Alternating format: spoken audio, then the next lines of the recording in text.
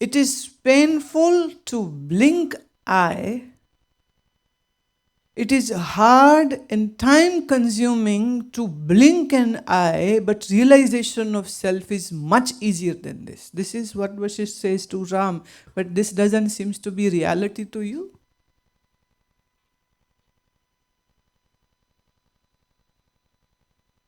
How come it's something which is so easy, as being said by Vashishta? He gives another example. He says that to crush a rose petal can be very tiresome thing.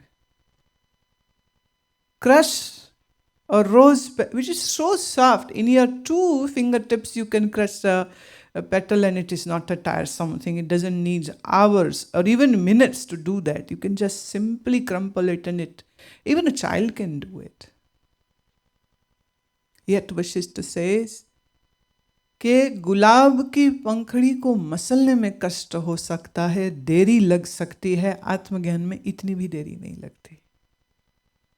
How simple this should be. But only one thing which is the prerequisite, and that is your mind has to be like mind of Ram. If mind is not like Rama's mind, then Vashishta has also given another simile to explain that you can count all the stars in the sky. Easy, but it is difficult to realize self. See, we cannot see all the stars. The nearest star's light reaches to Earth in 4 years in the speed of light. You cannot count all the stars because you cannot see all the stars. They are so far away in our galaxy. And yet Vashishta says it is easy to count the stars, but it is difficult to realize self. He gives another example. It is easy to count the grain of sand on the earth. Sand on the earth. When we say earth, then all the oceans and seas are included. All the sand which is there, not only on the bank, but underneath the sea, in the ocean, and rivers and ponds and waterfalls. It's easy to count how many grains are there in the sand, but it is difficult to realize self. If I ask you to repeat each and every sentence and word back to me,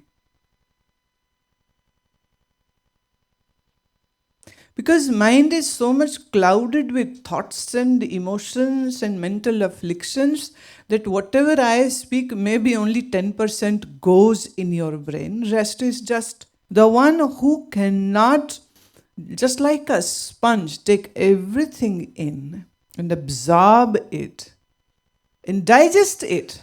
See, it is not what you eat, it is what you digest. If you eat the best nutritious food, but within 2 hours you go to washroom and you are just throwing away because such a strong bowel movement is happening. If you have a constant diarrhea, like it happens in a cancer patient, in a chemotherapy receiving patient, they are having constant diarrhea. So whatever they might eat, everything just goes out. They become more weak. They lose their energy. They lose their powers. So it is not what you hear, it is what you digest. That is more important.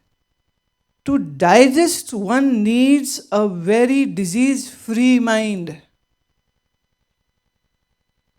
And if you are not working to make your mind disease-free, you might listen to Parvachan Swayam Sakshat Mahadev or Mahavir Swami, you will still remain a Dumbo.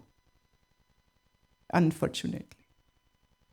It's not to whom you listen to. It is not to whom you call that so-and-so is my guru. The question is this: are you a good disciple?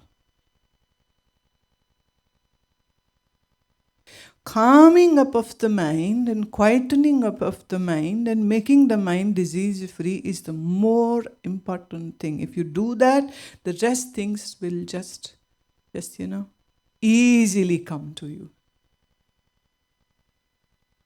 I have seen 70 years, 75, 80 years, 85, 90 years old people who have been listening to satsang, reading scripture, and doing this and that, and dhan, and this and that, and this and that. And yet they have such a dirty mind. Stability of the mind, integration of the mind, concentration level of the mind, purity of the mind, in making it crystal clear, this should be your objective.